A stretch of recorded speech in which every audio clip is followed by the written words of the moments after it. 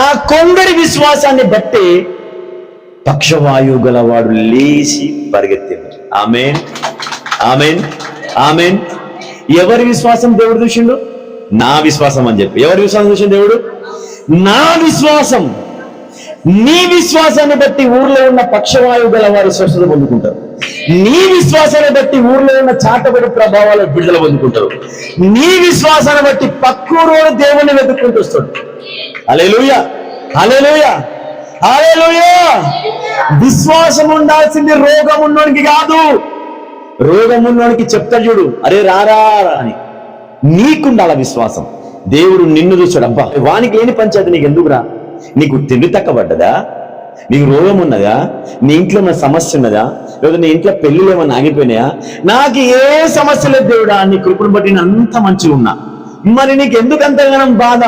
నా ఇంటి పక్కునికి రోగం ఉన్నది, నా ఇంటి ఎదురోనికి బాధ ఉన్నది, వాళ్ళ ఇంట్లో సంసారం బాగలేదు, వీళ్ళింట్లో తల్లిదండ్రులు కొట్లాడుతూనే ఉన్నారు, పిల్లలు ఎప్పుడు చూసినా అమ్మ నాన్నకు లోబడే ఉండరు. వాళ్ళని బట్టే నాకు బాధ, వాళ్ళ పిల్లల్ని బట్టే నాకు బాధ. ఆమె కాలేజీకి పోమంటే వాడు ఆమెను చూస్తే నాకు బాధ, వీడు స్కూల్కి పోమంటే వాడు వీడిని చూస్తే నాకు బాధ, వాడు అది చేయొద్దురా ఆపేరా అంటే వాడిని బట్టి నాకు బాధ. వాళ్ళు నీ కొడుకులా, నీ పిల్లలా, నీ చుట్టాలా, ఎవరో నీ పక్కింటోళ్ళు, నీకు పరిచయస్తులు, వాళ్ళని చూసి నీకు ఎందుకు బాధ కలుగుతున్నది? ఎందుకంటే నువ్వు విశ్వాసివి కాబట్టి. ఎందుకంటే దేవుడు నిన్ను అక్కడ పెట్టిండు. ఎక్కడ పెట్టిండు? నిన్నక్కడ పెట్టిండు. ఎందుకు పెట్టిండు? వాళ్ళని విశ్వాసివైన నీవు దేవుని దగ్గర తీసుకురావడానికి. ఆమేన్, హల్లెలూయా. పాత నిబంధన గ్రంథంలో అబ్రహాము కొడుకైన లోతు సొదొమ గొమొర్ర అనే దరిద్రపు ఒక పట్టణంలో ఉండేది. ఆ పట్టణంలో మొత్తం వ్యభిచారమే, విగ్రహారాధనే. ఆ పట్టణంలో ఉన్న పాపం ఎంత భయంకరమైపోయిందంటే వాళ్ళని చూసి దేవునికి కూడా కోపం వచ్చేసింది. వాళ్ళని చూసి దేవుణ్ణి కూడా కోపం ఎంత దాకా వచ్చిందంటే పీక్. ఇక నేను ఆ పట్టణాన్ని మొత్తం నాశనం చేద్దాం అనుకుంటున్నా అని ఫిక్స్ అయిపోయి ఒక్క మాట అబ్రహాం దగ్గర పోయి మాట్లాడండి. ఏమని? అబ్రహామా, నేను పలానా పట్టణాన్ని నాశనం చేద్దాం అనుకుంటున్నాను, నువ్వేమంటావు? ఏమంటాం సార్, నువ్వు ఎట్లా అంటే అట్లా. ఆ పట్టణం ఉండాలంటే ఉండని, తీసేద్దామంటే తీసేద్దాం, నువ్వు ఎట్లా అంటే అట్లా. నేను ఓకే సార్ అని అంట. ఆ పట్టణం ఏదో కాడా, సొదొమ గొమొర్ర అని. తీసేదేవుడా. ఒక నిమిషం ఆ పట్టణం ఏం పేరు చెప్పినావు? సొదొమ గొమొర్ర. సార్ సార్ సార్ సార్ ఆ పట్టణ, ఆ సిటీలో నా కొడుకున్నాడు సార్, నా కొడుకున్నాడు. ఎవరున్నారు? నా కొడుకు ఒక్కడే ఉన్నాడు అని దేవుని చెప్పలేడు ఆయన. ఒక్క నిమిషం సార్, ఒక్క నిమిషం అని అడిగి, ఆ పట్టణం మీద నీ కోపం రాకుండా ఉండాలి అంటే ఎంతమంది మంచోళ్ళు ఉంటే నీ కోపం ఆపుకుంటావు అని అడిగింది అబ్రహాం. అడిగి అబ్రహాం ఏం చెప్తున్నాడు? ఒక 50 మంది ఉంటే సరేనా? 50 మంది ఉన్నా పర్లే. సిటీ మొత్తం చెడిపోయినా, ఆ పట్టణం మొత్తం చెడిపోయినా పర్లే, కనీసం ఒక 50 మంది. ఒక పట్టణంలో ఎంతమంది ఉంటారు నాకు తెలియదు, బట్ ఒక అంచనా. ఆ 5 లక్షల జనాభాలో ఒక 50 మంది మంచోళ్ళు ఉంటే చాలా. దేవుడా, దాని మీద కోపం ఆపుతావా? 50 మంది ఉన్నా పర్లేదు అబ్రహాం, దాని మీద నా కోపం ఆపుకుంటా అని అన్నాడు ఆయన. అవునా సరే అని చెప్పేసి అక్కడిక్కడ పోయిండు. మళ్ళా అరే నేను 50 మంది అని చెప్పిన ఒట్టిగానే 50 మంది లేరాడా, ఏం చేద్దాం ఏం మళ్ళీ వచ్చి మళ్ళీ అన్నాడు, ప్రభా 50 మంది కాకుండా ఒక 20 మంది అంటే ఓకేనా? 20 మంది.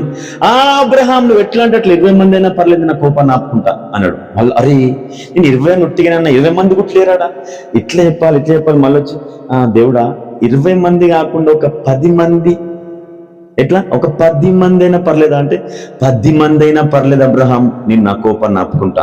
ఆ 10 మంది నీతి మంత్రులను బట్టి మిగతా 5 లక్షల మంది మీద నా కోపం రాకుండా నేను చూస్తా. ఆ 10 మంది ఎక్కడున్నారు చూపెట్టు. మళ్ళా వేడు పక్కకు మళ్ళీ ఆలోచిస్తున్నాడు. 10 మంది కూడా లేరు రా, ఇప్పుడు ఎట్లా చేయాలి?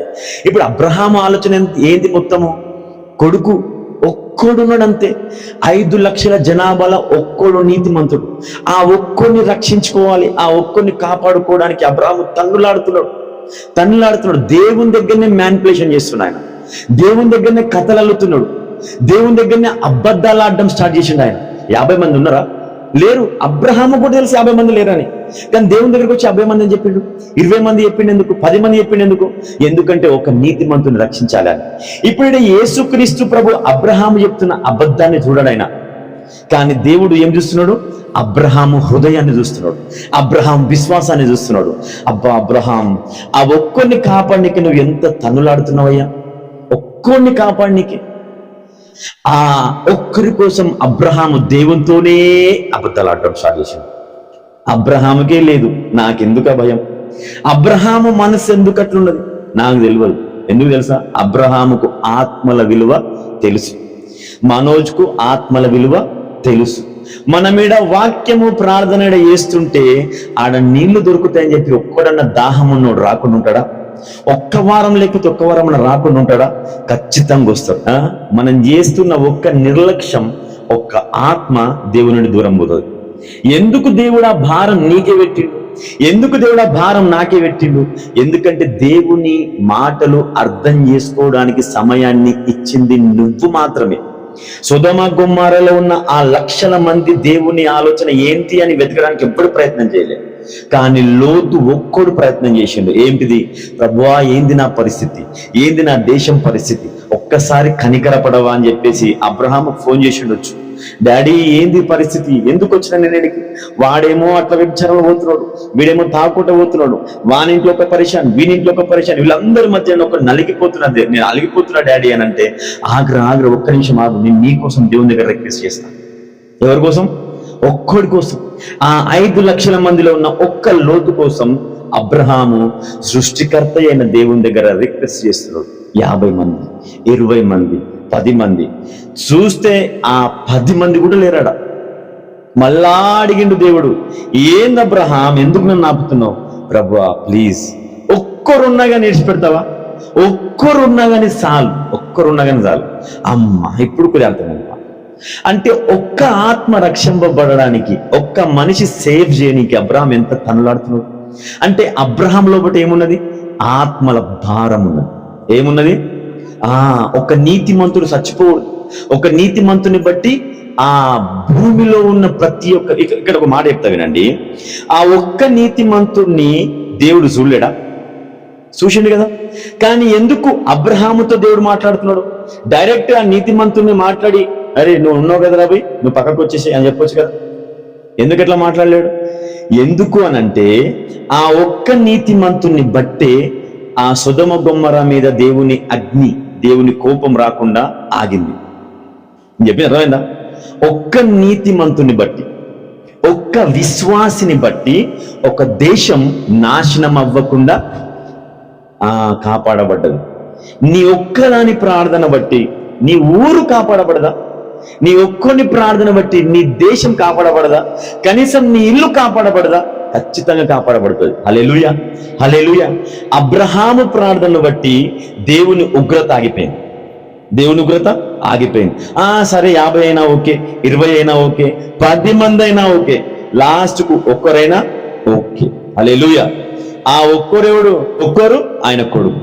ఆ ఒక్కరిని లోతుని ఏం చేసినప్పుడు దేవుడు, సరే ఆ ఒక్కడున్నాడు కదా, ఆయన బయటికి రమ్మని చెప్పు, ఆయనకి సంబంధించిన అందరినీ ఆ దేశంలోకి బయటికి రమ్మని చెప్పు, వాళ్ళు బయటికి రాగానే నేను దాన్ని నాశనం చేస్తాను. అప్పుడు అబ్రహాం పోయి లోతుకు చెప్పిండు, అరే బిడ్డ బయటికి వచ్చేసి. అప్పుడు లోతు ఏం చేసిండు?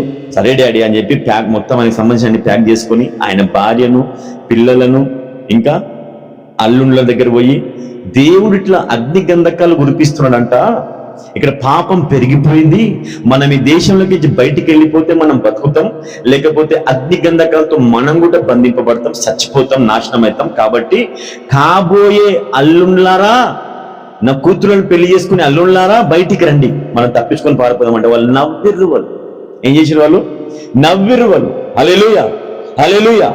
దేవుని మాటలు కొన్ని చెప్తుంటే అన్యులు నవ్వుతారు. ఏం చేస్తారు? నవ్వుతారు.